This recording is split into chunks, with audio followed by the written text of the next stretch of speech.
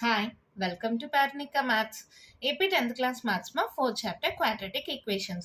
Exercise 4.1 లో first problem దాకా last వీడియోలో కంప్లీట్ అయిపోయింది కదా. ఈ వీడియోలో సెకండ్ ప్రాబ్లం ఏంటో చూద్దాం. క్వశ్చన్ చూడండి ఏమి ఇచ్చారు. Represent the following situations in the form of a quadratic equation. ఇచ్చిన క్వశ్చన్ ని క్వాడ్రాటిక్ ఈక్వేషన్ ఫార్మ్ లో రిప్రజెంట్ చేస్తే చాలు, దాని సొల్యూషన్ కనుక్కోనక్కర్లేదు. Represent the following situations in the form of quadratic equations. ఓకేనా. దాంట్లో ఫస్ట్ వన్ చూడండి ఏమి ఇచ్చారు. The area of rectangular plot is 528 meter square. The length of the plot in meters is 1 more than twice its breadth. We need to find the length and breadth of the plot. Question అర్థమైందా? చాలా simple problem కదా. ఇలాంటి model problems మనం already last చాప్టర్లో కూడా చేసాం కదా. ఎలా చేస్తాం? లెంత్ అనేది బ్రెడ్త్ పైన డిపెండ్ అయింది కాబట్టి let the breadth be x అనుకుందాం. Let breadth of a rectangular plot be x meters. ఓకేనమ్మా. బ్రెడ్త్ అనేది ఎక్స్ అనుకుంటున్నాం. గివెన్ ఏమిచ్చారు? The length of the plot is 1 more than twice its breadth. Given length of the plot is 1 more than twice its breadth. అంటే దాని meaning ఏంటి? Length equals to, చూడండి, length of the plot L is equals to 1 more అంటే plus than twice 2 times its breadth x అనుకున్నాం కదా. So L equals to 1 + 2x. ఈ మోడల్లో నేను మీకు ఆల్రెడీ లాస్ట్ చాప్టర్స్లో చెప్పాను ఎలా ఇచ్చిన క్వశ్చన్ని మనం సింప్లిఫై చేసుకోవాలి. లెంత్ ఈజ్ అంటే ఈక్వల్స్ టు 1 మోర్ అంటే ప్లస్ ట్వైస్ 2 times బ్రెడ్త్ అంటే ఎక్స్ అనుకున్నాం కదా. So L equals to 1 + 2x వచ్చింది. మళ్ళీ ఏమిచ్చారు? Area of a rectangular plot is equals to 528 meter square. ఏరియాకి ఫార్ములా ఏంటి? Area of rectangle L into B is equals to 528. ఎలా అంటే ఇందాక ఏమొచ్చింది మనకి? 1 + 2x. బ్రెడ్త్ని ఏమనుకున్నాం? X is equals to 528. Multiply చేయండి. x into 1 x plus 2x into x 2x square. ఈ ప్లస్ 528 ఇటు సైడ్కి వస్తే -528 ఈక్వల్స్ టు 0. ఆర్డర్లో రాసుకుందామా. ఏదైనా మనకి a x square plus b x plus c equals to 0 general form ఇలా ఉండాలి కదా. So first 2x square plus x minus 528 equals to 0. అంతే, మన ప్రాబ్లం అయిపోయింది. ఇక్కడ represent in the form of quadratic equations అన్నారు అంతే. సో సాల్వ్ ఇట్ అనలేదు. సో రిప్రజెంట్ చేస్తే మన ప్రాబ్లం కంప్లీట్ అయిపోయింది. ఎంత ఈజీగా ఉంది కదా. బ్రెడ్త్ ఎక్స్ అనుకున్నాం. Length is 1 more than twice its breadth అన్నారు. So L equals to 1 + 2x అయింది. ఏరియా 528 ఇచ్చారు. ఏరియా ఆఫ్ రెక్టాంగిల్ వచ్చి L into B.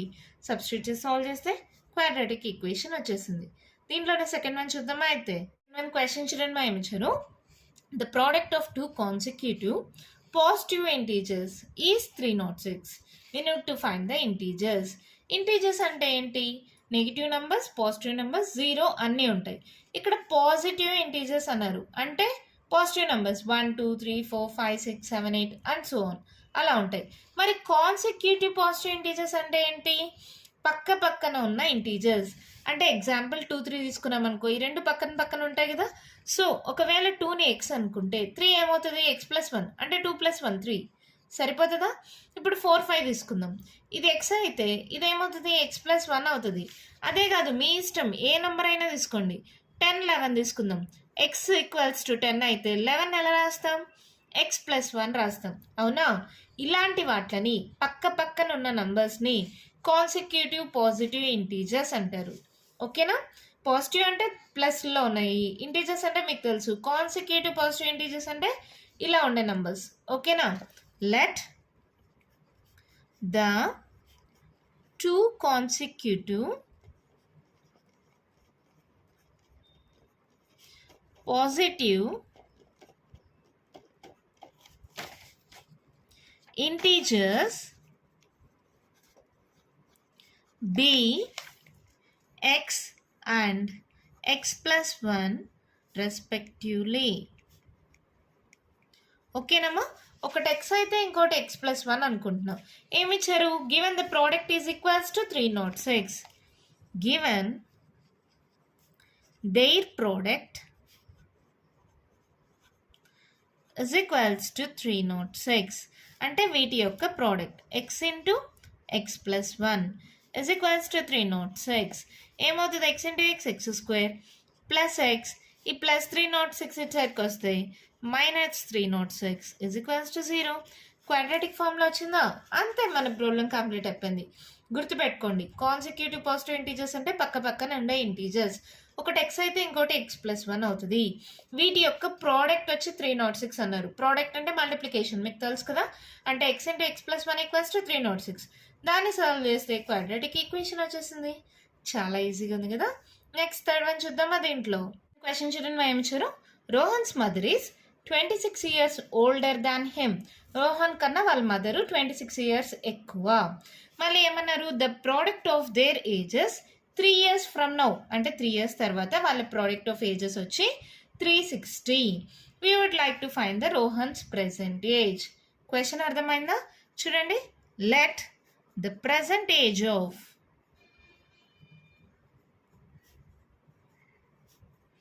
Rohan be X.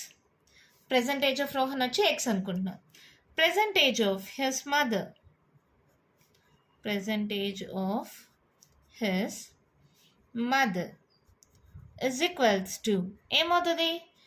x plus 26. 26 older than him అన్నారు కదా. So present age of his mother ఏమవుతుంది? x plus 26. 3 years from now అన్నారు, అంటే after 3 years. After 3 years Rohan's age is equals to ఏమవుతుందమ్మా? X ఉంటే after 3 అంటే x plus 3 అవుతుంది, అవునా? After 3 years Rohan's mother's age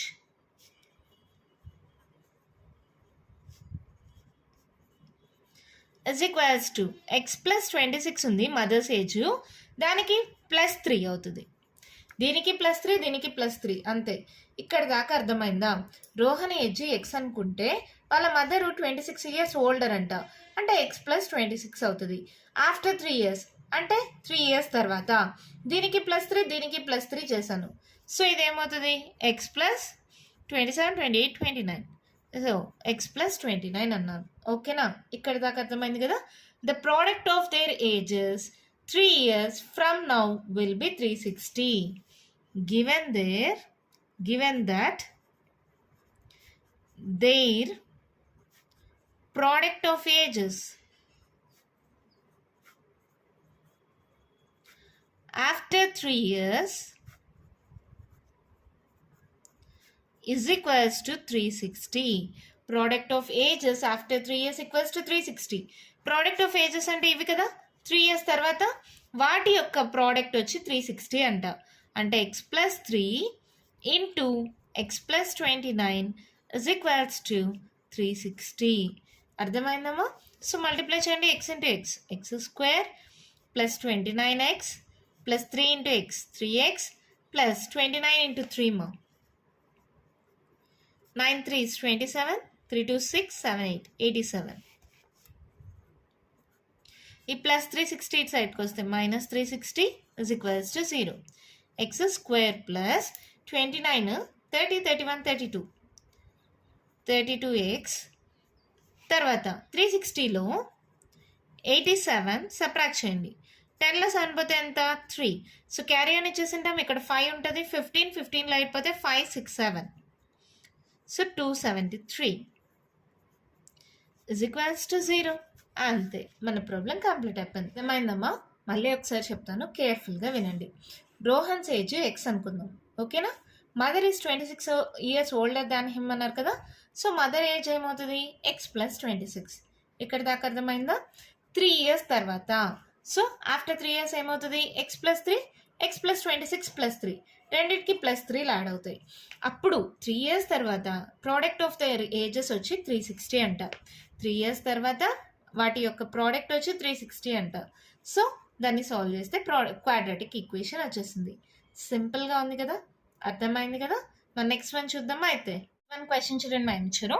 A train travels a distance of 480 kilometers at a uniform speed. If the speed had been 8 kilometers per hour less, then it would have taken 3 hours more to cover the same distance. We need to find the speed of the train. మనం ఏం కనుక్కోవాలో first దాన్ని x అనుకుందాం. Let the speed of the train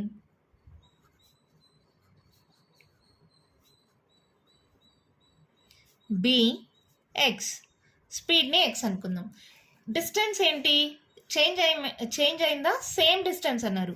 so distance is equals to ఎంత ఇచ్చారమ్మా, 480 kilometers. మనకు formula తెలుసు కదా, time equals to distance by speed.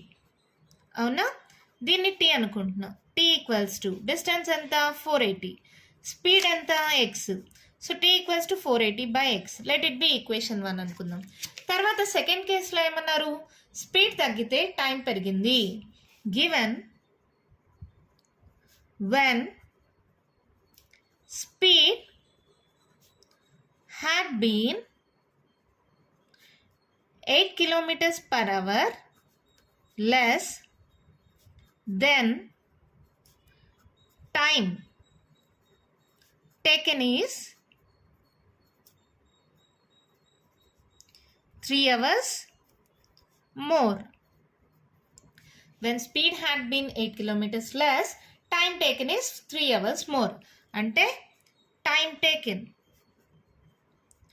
is equals to same formula అమ్మా, డిస్టెన్స్ బై స్పీడ్ కదా. టైం టేకెన్ ఏంటి ఇక్కడ, t ప్లస్ 3 hours ఎక్కువ. Distance మారిందా, మారలేదు, 480. స్పీడు తగ్గింది, లెస్ అన్నారు. లెస్ అంటే తగ్గడం కదా. సో ఎంత తగ్గింది, 8. So x minus 8. ఆల్రెడీ స్పీడ్ని x అనుకున్నాం.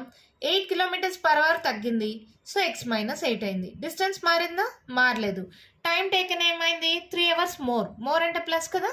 సో t ప్లస్ 3 అయింది. ఇక్కడ ఆల్రెడీ ఫస్ట్ ఈక్వేషన్ నుంచి t తెలుసు కదా, ఫ్రమ్ ఈక్వేషన్ 1 టీని ఇక్కడ సబ్స్టిట్యూట్ చేయండి. టీ అంటే ఏంటి, 480 by X plus 3 is equals to 480 by x minus 8. ఓకేనా. ఇంకా దీన్ని సాల్వ్ చేస్తే మనకు కావాల్సిన క్వాడ్రాటిక్ ఈక్వేషన్ వచ్చేస్తుంది. దీంట్లో 480 కామన్ తీసేయచ్చు కాబట్టి దీన్ని కూడా అటు సైడ్కి పంపించేద్దాం. అప్పుడు ఏమవుతుంది, 3 equals to 480 by x minus 8. ఈ ప్లస్ కాస్త ఇటు సైడ్కి వస్తే మైనస్ 480 బై ఎక్స్. ఓకేనా. ఇప్పుడు ఏం చేస్తున్నాను, 3 ఈజ్ ఈక్వల్స్ టు రెండిట్లో 480 కామన్ తీసేసేయండి. 1 by x minus 8 minus 1 by x. ఇలాగే సాల్వ్ చేయాలా, అలా ఏం లేదు మా, మీకు నచ్చినట్టు సాల్వ్ చేసుకోండి. ఇక్కడైనా ఎల్సిఎం తీసుకొని మల్టిప్లై చేసి సాల్వ్ చేసుకోండి, ఎలా అయినా చేయండి, నో ప్రాబ్లం. ఇది మల్టిప్లై అవుతుంది, ఇటు సైడ్కి వస్తే డివైడ్ అవుతుంది. 3 బై 480 ఇజ్ ఈక్వల్స్ టు, ఇక్కడ ఎల్సిఎం తీసుకోండి. ఏం ఎల్సిఎము, ఎక్స్ ఇంటూ ఎక్స్ మైనస్ 8. రెండింటిని ఎల్సిఎంగా తీసుకుంటామా, 1 into x, X minus of 1 into X minus 8. LCM తీసుకున్నాను మా, అర్థమైంది కదా. ఎక్స్ ఇంటూ ఎక్స్ మైనస్ 8 డినామినేటర్లో వస్తుంది. 1 ఇంటూ ఎక్స్, ఈ రెండు క్రాస్ మల్టిప్లై అవుతాయి, ఈ రెండు క్రాస్ మల్టిప్లై అవుతాయి. మధ్యలో మైనస్ ఉంది కాబట్టి మైనస్ పెట్టా. దీన్ని సాల్వ్ చేయండి, ఏమవుతుంది, x minus x minus into minus plus 8 by డినామినేటర్లో x into x, x square minus 8x. దీన్ని సాల్వ్ చేస్తే ఇది వచ్చింది, అవునా. ఇక్కడ దీన్ని సాల్వ్ చేయండి, ఇదేమవుతుంది, plus x minus x cancel, 8 by x square minus 8x. దీన్ని కూడా క్యాన్సిల్ చేయొచ్చు చూడండి. 3 1s are 3, 3 6s are 18, 0. So ఇప్పుడు ఏమైంది, 1 by 160 is equals to 8 by x square minus 8x. Cross multiply చేయండి.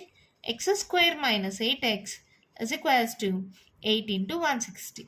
అవునా. 160 ఇంటూ 8 ఏమవుతుంది చూడండి, 8 6 are 48, 8 1s are 8, 9 10 11 12, 1280. So X square minus 8x, ఈ 1 to 80 ఇటు సైడ్కి వస్తే minus 1 to 80 is equals to 0. అంతే, క్వాడ్రాటిక్ ఈక్వేషన్ వచ్చేసింది. నేను రాయడం కొంచెం కింద కింద రాసాను, ఎక్కువ స్టెప్స్ అనిపిస్తున్నాయి, కానీ ప్రాబ్లం ఏమి ఇంత పెద్దది కాదు.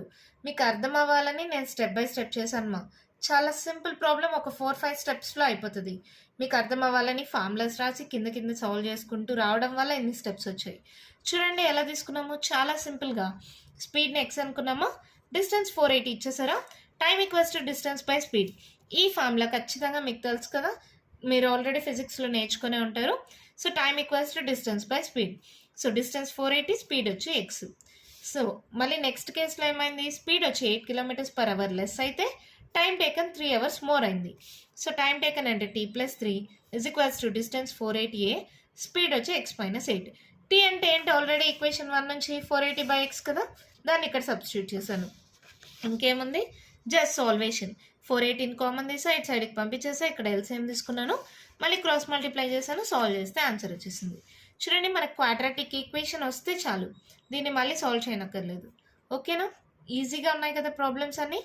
దీంతో ఎక్సైజ్ 4.1 కంప్లీట్ అయిపోయింది. నెక్స్ట్ వీడియోలో ఎక్సైజ్ 4.2 స్టార్ట్ చేద్దాం. మీకు ఇంకా ఏమైనా డౌట్స్ ఉంటే కామెంట్ బాక్స్లో ఇవ్వండి. మీకు కానీ ఈ వీడియో నచ్చినట్టయితే లైక్ చేయండి, షేర్ చేయండి, నా ఛానల్ని సబ్స్క్రైబ్ చేసుకోండి. Thank you.